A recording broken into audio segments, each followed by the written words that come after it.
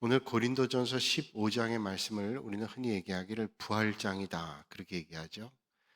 그게 꼭 적절한지 모르겠으나 우리가 기억하기 좋게 고린도전서 13장 그러면 우린 사랑장이다 그렇게 우리는 얘기하고요. 고린도전서 15장 그러면 부활에 대한 말씀을 말씀해 주고 있습니다. 부활의 복음, 예수 그리스도께서 우리를 위해서 이 땅에 오셔서 대속의 은혜를 베풀어 주시고 부활하시고 승천하시죠. 그분을 믿는 자들도 마찬가지로 죽어도 부활한다. 이게 복음이죠. 그 복음의 말씀을 이제 전하게 된 바울은 자기는 가장 작은 자라 그러죠. 왜 작은 자인가 하면 내가 교회를 핍박하고 믿음의 성도들 핍박했기 때문에 작은 자다. 그건 그 사람이 원래 겸손해서라기보다는 하나님의 은혜를 많이 받으니까 그 은혜에 내가 비춰보면 내가 아무것도 아니구나. 하나님의 은혜 없이는 할 수 없게 됐구나 하는 사실을 깨닫기 때문에 겸손하게 되죠. 그래서 믿음 생활하게 되면 우리는 깨닫게 됩니다. 이게 하나님의 은혜구나 하는 사실을 깨닫게 되죠. 오늘 우리가 하나님 앞에 예배드리고 온 이 자리도 생각해 보면 하나님의 은혜, 하나님께서 예배드릴 수 있는 여건도 건강도 은혜도 그런 믿음의 의지도 주시지 않았더라면 또 하나님께서 돌봐주시지 않았더라면 어떻게 우리가 은혜의 자리에 있겠어요. 그래서 매 순간이 하나님의 은혜다는 사실을 우린 기억하게 됩니다. 그래서 교회가 하는 중요한 일 가운데 여러 가지가 있지만 크게 얘기한다면 세 가지 얘기할 수 있죠. 하나님께서 불러주신 사람들이 교회 와서 예배당에 와서 하나님 앞에 예배 드립니다. 그래서 예배 드리는 공동체, 예배만 드릴 뿐만 아니라 교회에서 하나님의 말씀으로 훈련받습니다. 그래서 훈련하는 공동체, 예배 드리고 훈련하고 그걸로 끝나는 게 아닙니다. 예배 드리고 훈련받은 사람들이 또 세상에 나가서 복음을 전합니다. 그래서 복음을 알지 못하는 사람들이 주님을 만나고 그들과 또 함께 교회 와서 예배 드리고 훈련받고 또 보냄받고 그래서 우리는 부름받은 공동체일 뿐만 아니라 보냄받은 공동체다라고 하는 거죠. 불러주심과 보내주심은 같이 가는 겁니다. 하나님께서 나를 불러주셨다. 그걸로 끝난 게 아니라 부름받은 사람들은 사명이 있습니다. 보냄받는 사명. 그래서 우리가 불러주셨는데 그 보냄받는 사명을 잘 감당해야 되죠. 하나님께서 날 불러주셨다. 감사한 일이죠. 불러주신 사람에겐 사명이 있는데 보냄받는 겁니다. 세상에 나가서 보냄받는 거예요. 바울을 우리는 얘기하기를 사도라고 얘기합니다.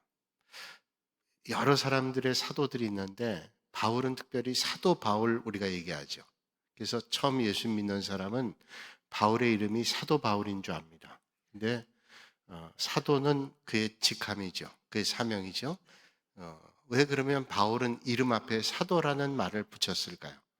왜냐하면 바울이 사도라고 하는 사실을 의심하는 사람들이 있었어요. 또 의심을 부추기는 사람들이 있었습니다. 그래서 사도 바울은 자기가 사도다.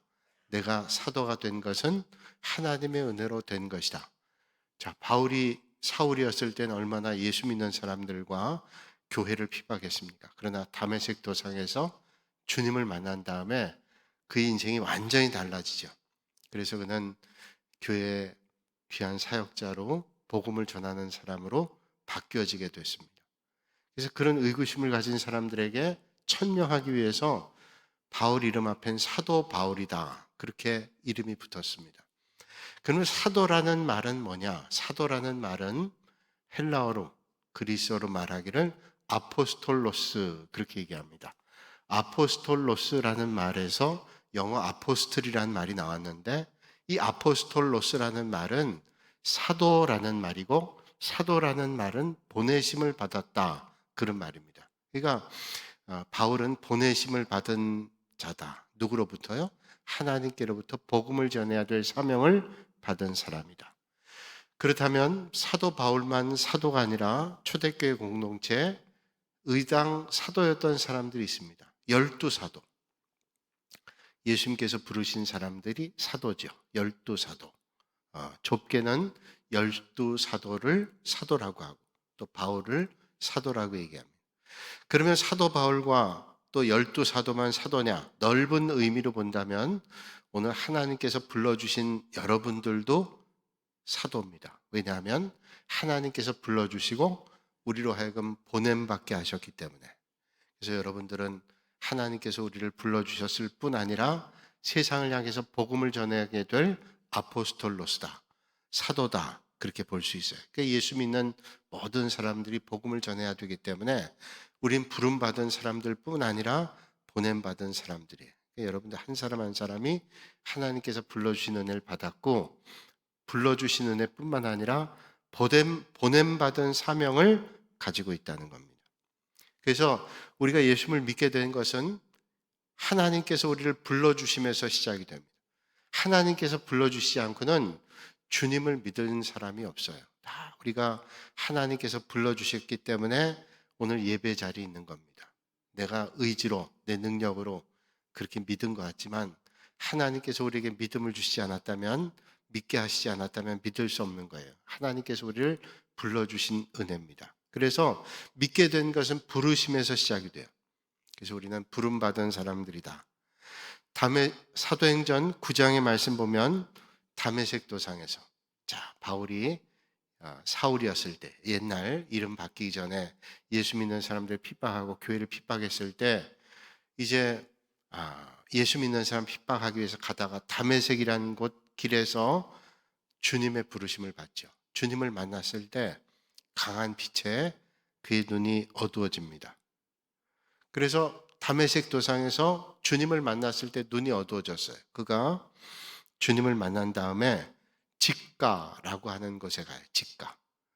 직가라고 하는 게 뭘까? 직가는 지명일까? 지난번에 성지순례 가서 보니까 직가라는 것은 스트릿입니다. 긴 쭉 뻗은 길을 직가라 그래요. 그래서 그 가이드 한 목사님이 이게 아마 바울이 갔던 직가가 아닌가라고 하는 얘기를 들었어요. 직가로 내려가서 아나니아라는 사람을 만났습니다. 아나니아라는 사람 만나서 안수를 받고 눈을 뜨게 되죠. 주님 다메섹 도상에서 만나고 눈이 캄캄해졌다가 직가로 내려가서 아나니아를 만나서 눈이 밝아졌습니다. 그런데 아나니아는 바울을 만나기를 주저했습니다. 아나니아를 통해서 눈이 밝혀졌는데 아나니아는 바울을 만나기가 두려웠습니다. 왜냐하면 아나니아도 알기를 바울이 얼마나 예수 믿는 사람들을 핍박하고 교회를 핍박했는지 알기 때문에, 아니 주님, 내가 바울을 만났다가 나도 봉변당할지는 몰라요. 그래서 아나니아도 바울을 만나기가 두려웠습니다. 물론 그때는 사울이었죠. 사도행전 9장 13절로 14절에 이렇게 말씀하고 있습니다. 아나니아가 대답하되 주여, 이 사람에 대하여 내가 여러 사람에게 듣사온즉 그가 예루살렘에서 주의 성도에게 적지 않은 해를 끼쳤다 하더니 여기서도 주의 이름을 부르는 모든 사람을 결박할 권한을 대제사장들에게서 받았나이다 하거늘. 이 말씀이에요. 그러니까 이 사울이라고 하는 사람이 얼마나 예수 믿는 사람들 핍박하고 잡아다가 고초를 당하게 하고 어려움을 겪게 하는지 이렇게 주저하고 두려워하죠. 아나니아가. 그때 주님이 말씀합니다. 사도행전 9장 15절에 주께서 이르시되 가라. 이 사람은 내 이름을 이방인과 임금들과 이스라엘 자손들에게 전하기 위하여 택한 나의 그릇이라. 자, 아나니아가 두려운 건 당연합니다. 왜냐하면 예수 믿는 사람들 그 전에 많이 괴롭게 했기 때문에 그 사람 만났다 난 봉변당하고 어려움 당하는데, 주님께서 다메섹 도상의 사건을 겪고 난 다음에 그 달라진 것을 말씀하죠. 그는 내가 택한 그릇이다. 내가 택한 사람이다 라는 거죠. 복음을 전하기 위해서 택한 사람이다. 그러니까 주님께서 부르셨다. 왜 부르셨을까요? 그 부르셨다는 것은 택한 그릇으로 많은 사람들에게 복음 전하기 위해서 부르셨다는 거예요. 여러분, 하나님께서 여러분들을 불러주셨어요. 왜 불러주셨을까요? 하나님의 은혜로 불러주셨어요. 예수 믿고 구원받게 하기 위해서. 그걸로 끝난 게 아니라 먼저 구원받은 사람은 세상에 구원받지 못한 사람들에게 보냄받은 거예요. 그래서 우리는 다 하나님께서 불러주셨을 뿐 아니라 세상을 향해서 부름받은 또 보냄받은 그런 사람들이다. 그래서 여러분 예배 드리고 마지막에 축도하잖아요. 파송하는 겁니다. 예배 드리고 하나님께 예배 드리고 여러분들이 세상에 나갑니다. 나갈 때, 자, 우리가 오늘 예배 드리고 끝난 게 아니라 이제 여러분들의 사명이 펼쳐지는 게 예배 끝나고 나가는 겁니다. 그래서 파송하는 거예요. 세상에 나가서 복음 전하고 또 다음 주일에 또 와서 하나님 앞에 예배 드리지만 그때 또 한 사람씩 데리고 오는 거예요. 그래서 또 예배 드리고 또 나가서 복음 전하고 그런 선순환이 이루어져야 우리의 사명을 감당하는 거예요. 평생 내가 예수 믿는 것으로 끝났다. 주님 앞에 가면 우리가 책망받을지도 모르겠어요. 그러니까 우리가 우리의 삶이 끝날 때까지 복음 전하는 일을 힘써 전하실 수 있기를 주님의 이름으로 축원합니다. 여러분 한번 곰곰이 생각해 보세요. 내가 지난날 복음 전하는 일 많을 거예요. 뭐 아는 사람의 교회 가야지 예수님 전할 때도 있어요. 예수님 전하려면 내가 잘 믿지 않으면 예수님 전하기가 힘들어요. 왜냐하면 내가 예수님 잘 믿지 않고 믿음 생활 잘하지 않고 또 내가 신앙적인 행태를 보이지 않고 누군가에게 복음 전한다면 그 사람이 뭐라 그랬어요? 야, 그따위로 예수 믿으려면 뭘 예수 믿냐? 어? 그렇게 얘기하니까 복음 못 전할 때가 있어요. 그러니까 누군가에게 복음 전하기 위해서는 내가 참 믿음 생활을 잘해야 되죠. 그게 부담스러우니까 정체를 감추는 거죠. 그래서 세상에 나가면 절대로 내가 예수 믿는 걸 드러내지는 말자. 불편해요. 그러니까 어떤 때 내가 예수 믿는다는 걸 선포한다는 게 부담스럽긴 하지만 그게 나를 붙잡아주는 은혜일 때가 있어요. 그래서 내가 행동이나 말하는 거나 조심하게 되죠. 똑같이 얘기할 수 없어요. 똑같이 살 수가 없단 말이죠. 근데 그런 부담을 가지고 산다는 게 오늘 우리에게 얼마나 은혜인지 몰라요. 자, 그래서 이제 바울은 하나님께 부름받게 됩니다. 그래서 복음 전파자가 됐는데 하나님의 부르심은 참 놀라운 일이죠. 여러분, 여러분들이 한번 곰곰이 생각하세요. 오늘 내가 예수 믿을 만한 존재였는가? 그 놀라울 때도 있죠. 난 부모님께부터 예수 믿었는데 그건 놀라운 은혜예요. 내가 부모님이 예수 믿었기 때문에 모태신앙에서 예수 믿었다는 게 참 감사한 일이죠. 또 내가 그런 가정에서 나오지 않았는데 누군가를 통해서 복음을 접하게 되고 교회 나와 예배드리겠다. 참 놀라운 일입니다. 하나님께서 불러주신 것은 하나도 은혜 아닌 게 없어요. 바울을 보세요. 바울도 놀라운 은혜. 예수 믿는 사람 핍박하고 저주하고 잡아가두려고 하고 하나님께서 강권적으로 역사하셔서 다메섹 도상에서 주님을 만나게 했잖아요. 그래서 주님이 부르셨다는 것은 인간의 생각과 경륜을 뛰어넘을 때가 너무 많아요. 그래서 하나하나 생각하면 참 감사한 일이에요. 내가 평생 주님을 만나지 못할 것 같았는데 주님이 불러주신 거예요. 제가 서울에서 목회할 때 전도사 때인데 제가 언젠가도 한번 말씀드린 것 같아요. 그 새로 등록한 분인데 이제 그분이 신방 스케줄 잡기 전에 저한테 연락하셨어요. 전사님, 그때는 이제 교구 목사님과 전도사가 한 팀이 돼서 교구를 돌볼 때인데 새 가족들은 전도사들이 신방을 합니다. 제 전도사 때 연락이 온 거예요. 보통 제가 스케줄 잡아 연락하면 이제 구역장과 또 구역 식구들과 또 저하고 이제 그 가정에 가서 예배를 드리는데 이분이 먼저 전한 예는 이례적인 일이에요. 그러니까 급한 일 때문에 그래. 신방을 빨리 받고 싶습니다. 그래서 어떤 신방보다 먼저 해서 구역장과 구역 식구들과 같이 신방을 했어요. 예배를 드렸는데 예배 드리는데 젊은 아들이 병상에 있는 겁니다. 그래서 그 때문에 빨리 신방 받고 싶었던 거예요. 그래서 사연이 있구나. 그리고 어디가 아프신가 했더니 암이래요. 혈액암인데 병원에서 이제 2달을 살기가 어렵다 그러는데 현재 의학으로는 도저히 치료하기 어려우나 이제 뭐 좋은 약이 개발되면 나아지지 않겠나. 그때까지 생명을 연장할 수 있는 방법이 있는가.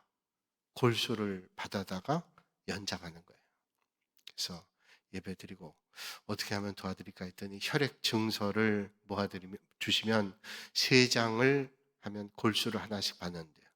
그래서 그 예배드리고 마음이 안타까워서 그 청년부 지도하는 전도사님한테 얘기해가지고 전사님 청년부가 우리가 청년이 뭐 그때 그게 큰 교회니까 청년이 한 1,000명 넘었어요. 그러니까 그 혈액 증서가 있을 테니 좀 구해달라. 젊은 사람들이 그 헌혈을 많이 해가지고 때때로 해서 혈액 증서가 많아서 많이 모아서 그럼 한 100장 가까이 모아가지고 되는 대로 더 모아드리겠다고 갖다 드렸어요. 근데 얼마나 좋아하는지, 아유, 우리 아들이도 몇 달은 더 살겠구나 이러면서 반가워했어요.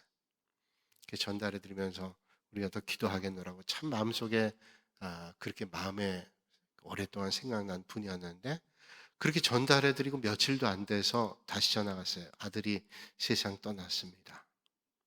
한 장도 못 쓰고 세상 떠났어요. 장례를 치르는데 이분이 처음 믿은 사람이에요.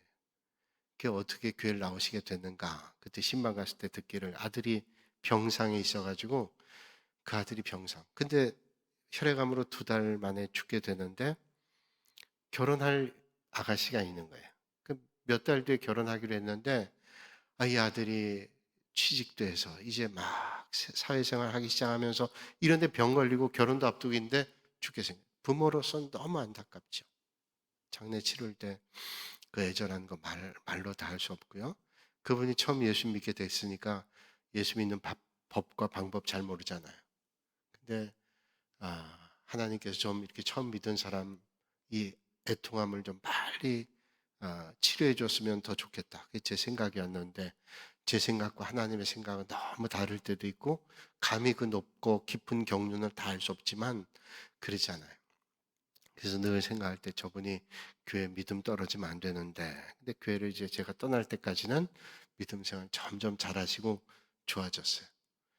그때 장례를 치를 때 얼마나 애절했는지 아들 입에다가 이렇게 쌀 알을 넣었대요. 그래서 그게 뭐냐 할 때 저승밥. 그러니까 저승밥이라고, 저승 갈 때 먹으라고.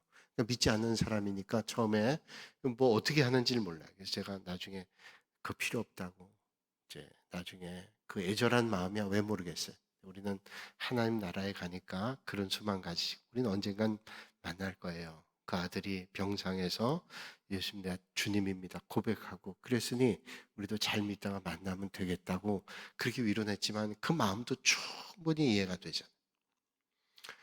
저는 그분을 때때로 생각할 때 그런 생각이에요. 그분은 주님을 만나기가 자기는 어려웠대요. 그런데 아들이 생각지 못한 병, 그 전부터 앓고 있었겠지만 발견하고 얼마 안 돼서 하나님 앞에 부름받는 걸 보면서 자기가 교회에 나왔다는 거예요. 그 하나님이 자기를 부르신 방법이래요. 그리고 자기 아들도 그렇게 주님께서 불러주셨다는 거예요. 우린 다 할 수 없어요. 그러나 하나님의 부르심은 참 놀라요. 바울 같은 사람 얼마나 예수를 핍박했던 사람이에요. 그런데 주님이 바울을 부르셨어요. 여러분 주님의 부르시면은 하나님의 놀라운 역사, 애절한 것도 있지만 놀라운 게 있어요. 우리가 잘 알고 있는 한국 교회사의 복음 전파자였던 김익두 같은 사람은 깡패잖아요. 깡패. 김익두 그러면 나중에 목사가 된 사람인데 우리는 깡패 김익두 그렇게 생각해요. 사도 바울 이런 것처럼 이 깡패 김익두가 얼마나 유명한 깡패였어요. 그런데 그 주님을 만난 다음에 김익두가 죽었다.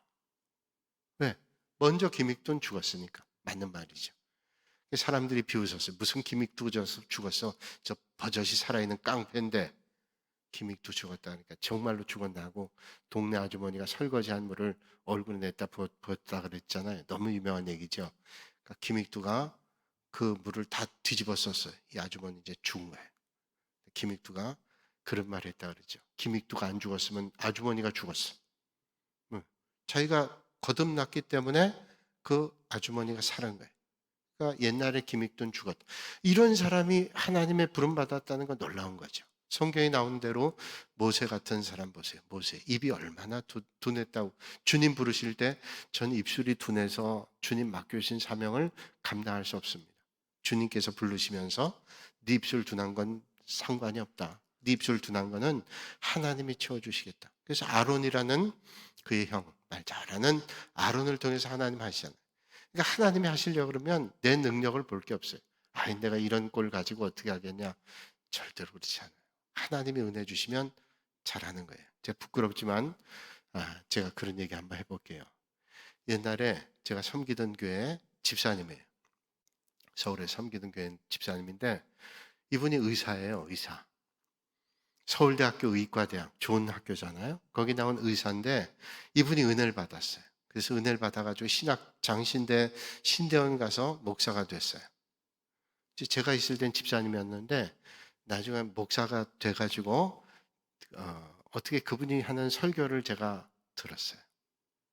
제가 부끄러운 얘기를 한다는 거예요. 얼마나 제가 그 잘못 생각했던 건지 교만한 마음이었는데. 근데 그분이 설교를 하는데 아유 저분은 그냥 의사할 걸.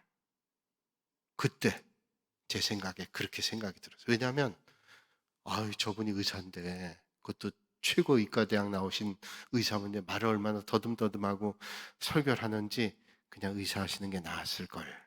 그런 생각을 그때 잠깐 했었어요. 왜 하나님 저분 부르셨을까? 그리고 세월이 흘러서 20여 년 된 것 같아요. 그러다가 장신대 홈페이지 들어가서 우연히 설교를 들었는데 그분이 어디 선교사로 있다 와서 말씀 전하는데요. 얼마나 말씀을 잘 전하는지 제가 20여 년 뒤에 그분의 설교를 듣고 하나님이 부르셨구나. 그런 생각을 하게 됐어요. 하나님이 불러주실 때는 난 입술이 두네요. 난 못해요. 그럴 수 있지만 하나님이 하시는 거예요. 이런 깡패 기믹도가 어떻게 변화가 될 수 있어요? 성령님이 하시니까 바뀌게 되고 모세 내 입술이 두네요. 그래도 하는 거예요. 하나님이 불러주시면. 그러니까 여러분 우리 주님께서 나를 불러주시면 나를 보는 게 아니라 주님을 보면 하나님의 은혜로 감당할 수 있어요. 오늘 그런 하나님의 은혜가 여러분들에게 있어질 수 있기를 주님의 이름으로 축원합니다. 하나님의 부르심. 사울이 바울 된 것은 자기의 능력이 아니에요. 하나님께서 이런 사람이 필요했기 때문에 나의 택한 그릇이다. 왜? 이방에 있는 많은 사람들에게 복음 전하기 위해서 하나님의 은혜를 허락해 주셨다는 거예요. 멀리 갈 것도 없고요. 오늘 말씀 준비하면서 내가 목사가 돼서 여러분들 앞에 복음 전한다는 것도 참 놀라운 일이구나. 제가 초등학교 다닐 때 제가 미션 스쿨 다녔거든요. 예배드리는 학교를 다녔어요. 그 일주일에 몇 번 예배를 드렸는데 토요일 날은 이제 방송을 통해서 각 반에서 예배를 드리고 일주일에 또 한 번은 예배당에 가서 예배를 드리곤 했어요. 초등학교 다닐 때 이제 각 반에서 예배를 드릴 때 한 사람씩 예배 인도자가 있어요. 물론 말씀은 교목 목사님 말씀 전하는데 그때까지 쭉 진행은 이제 학생 하나 하는 거예요. 담임 선생님이 저한테 예배를 인도하라는 거예요. 그래서 예라고 대답해 놓고 그게 얼마나 떨리는지 매 토요일 날이 안 왔으면 좋겠는 거예요. 떨려가지고. 애들이니까 나가서 놀다가 이제 예배 시간 되면 오는데 나는 떨리니까 제대로 놀지도 못하고 나서 예배 인도하는데 뭐 대단한 것도 아니지만 저는 대단하게 떨렸어요. 그래가지고 늘 주머니에 뒷주머니에 손수건 넣고 다녔던 기억이 있어요. 땀 닦느라고.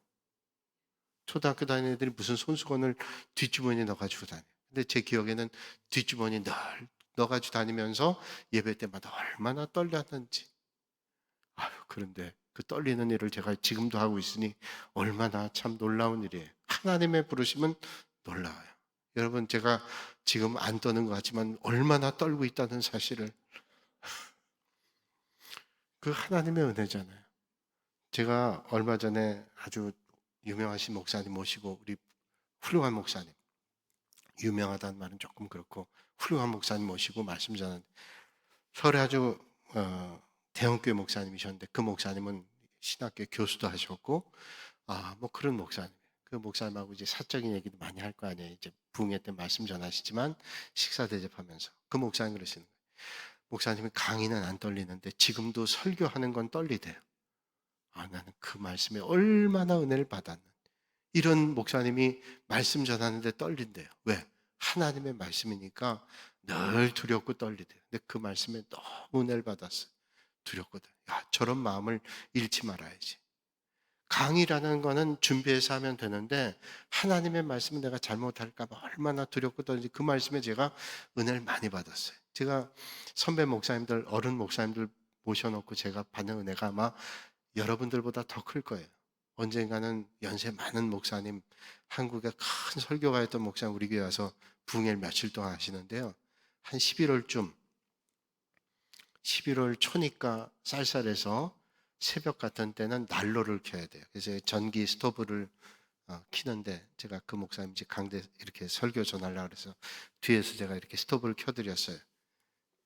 당연히 새벽엔 좀 쌀쌀하기 때문에 저도 그게 좋고 그랬는데 예배 끝난 다음에 그 목사님 저한테 얘기하시더라고요. 목사님 그 전기 히터는 꺼주시고 선풍기를 켜주세요. 아니 그 당시에 80이 넘으신 목사님이 선풍기를 켜달래요. 새벽에. 네, 그 말씀에 은혜를 받았어요. 얼마나 말씀을 열정적으로 전하시면 선풍기를 틀어달라겠어요. 그래서 하나님께서 이런 귀한 은혜가 있구나. 하나님이 불러주신 거는 하나님의 놀라운 섭리가 거기에 있다. 자, 깡패 기믹두도 모세도 바울도 하나님께서 내가 택한 그릇이라고 말씀하고 있습니다.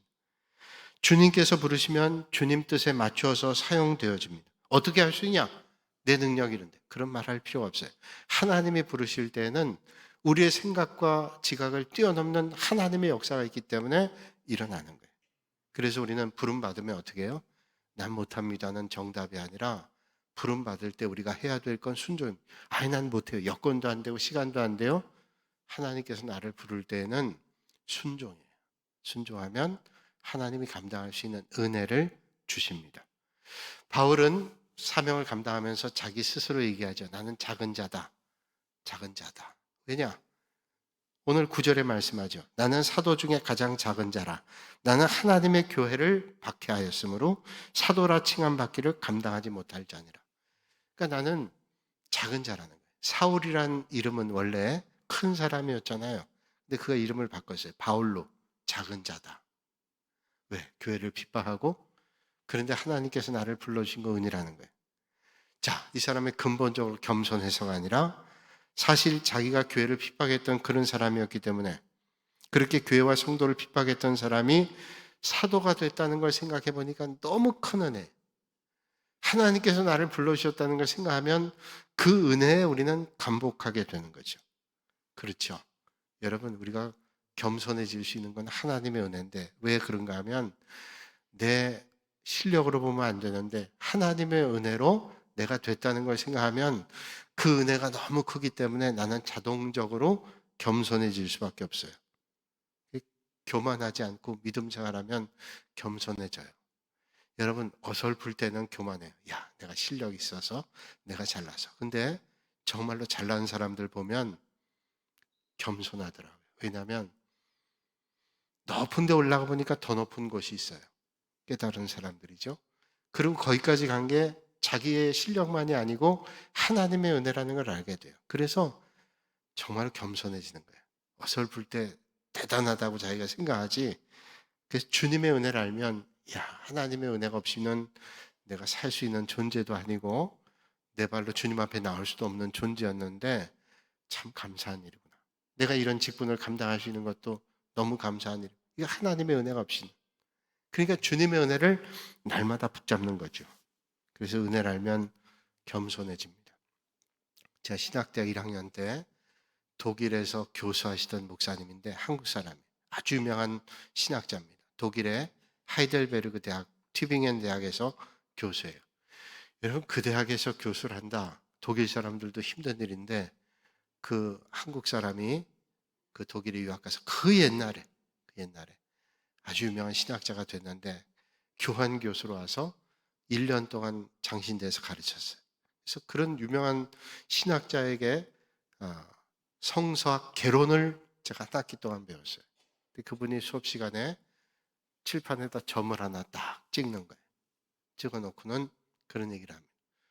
여러분, 이게 뭔지 아세요? 칠판에 있는 작은 점이에요. 그 질문이 도대체 무슨 말인지, 그 유명한 신학자가 하는 말이 뭔지 다 사람들이, 우리 학생들이 두려워서 쉽게 대답 못했어요. 점이에요. 칠판에 있는 하얀 점. 그분이 대답하는 거예요. 아무도 대답 안 하니까 점입니다. 점. 점이군요.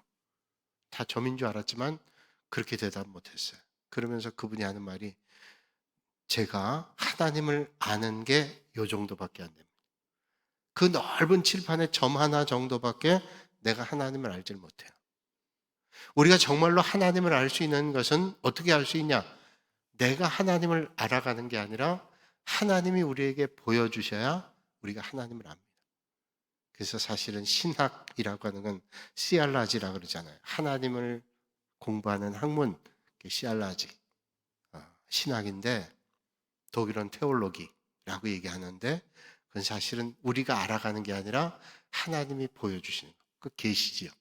하나님이 열어주셔요. 그러니까 우리가 하나님을 알기 위해서 여러분 신학을 공부하지만 머리로 하는 게 아니라 하나님이 주신 은혜로 합니다. 그렇게 독일에 철학적 신학이 있는 그곳에 있는 신학자가 가장 복음적인 신학을 얘기하는 거예요. 하나님이 보여주셔야 압니다. 야, 이 얼마나 큰 은혜였는지. 그렇습니다. 오늘도 하나님께서 우리를 불러주셨어요. 은혜예요. 은혜 받은 사람은 그 하나님의 은혜를 기억하면서 보냄받은 거예요. 그걸 오늘 말씀에 주고 있는데 바울이 그 말씀을 하고 있습니다. 그 얘기를 제가 시작도 못하고 벌써 시간이 다 갔기 때문에 다음 시간으로. 예. 그러니까 하나님이 우리를 불러주신 은혜예요. 그 사명을 감당하시는 여러분들이 되시기를 주님의 이름으로 축원합니다. 거룩하신 아버지 하나님, 오늘도 이 밤에 저희를 불러주시고 또 예배 자리로, 주님 찬양하는 자리로, 하나님 높여드리는 자리로 저희를 불러주시니 얼마나 감사한지요. 그 은혜를 기억하며 맡겨주신 사명을 잘 감당하는 우리 모든 성도들이 되게 하여 주시옵소서. 예수님의 이름으로 기도하옵나이다. 아멘.